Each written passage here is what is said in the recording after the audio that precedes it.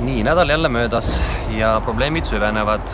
Esimene hind on mööda saanud ja on ilmne tõsiasjad, et raha on otsa saanud.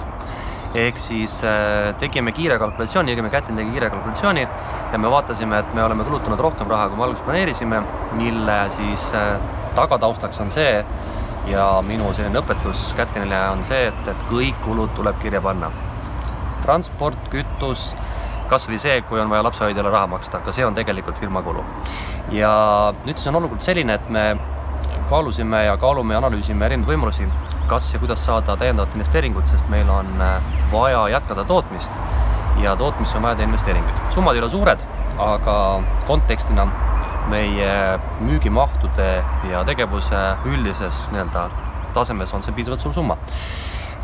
Mis me nüüd praegu teinud oleme? Me ootame tootmisest valmis tooteid, meil on müügiplaan valmis, õnneks päästab Kätlinit praegu see, et meil on üksiktellimused eriseeria toodetele ja nendega me saame hoida ennast vee peal ning Kätlin saab sealt raha, et süstida tootmisse uut raha. Aga praegu on meie väga suur eesmärk selline, et me peame tooted kiiresti rahaks tegema, need, mis me oleme tellinud 30 tükki. Me loodame, usume väga, et meie müük läheb planeeritult. Kui ei läheb, siis on järgmine väljakutse, aga vaatame, kuidas õnnestub. Ja meie järgmine suur koduülesanne on see, et me teeme põhjaliku finantsanalüüsi. Võtame kokku kõik kulud, mis meil on, vaatame ja arvutame uuesti läbi oma hinna ja me teeme sellise analüüsi, et me vaatame, millised on need kuluartiklid, mis moodustavad kõige suurema osa. Ehk siis kas ja kust me saaksime kulusid alla tõmmata.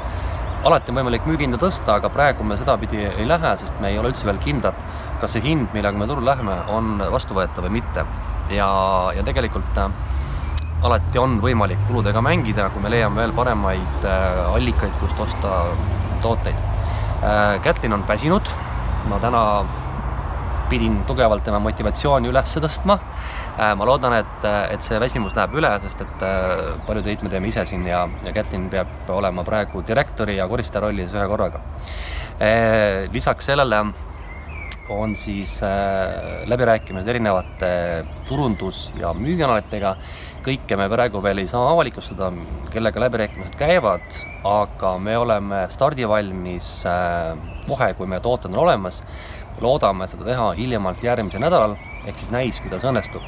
Igal juhul me oleme jõudnud siis kokkuvõttes sellise esimese kriisini, mis on nagu paratamatu ja nii nagu ma ütlesin Kätlinile ja ütlen ka alati teistele, et kõik asjad, mida te teete, lähevad 2 korda kallimaks, võtavad 2 korda rohkem aega ja 2 korda rohkem keerukamad ja me oleme juba selle tõdemuseni jõudnud. Nii et edu meile igal juhul järgmiseks nädalaks.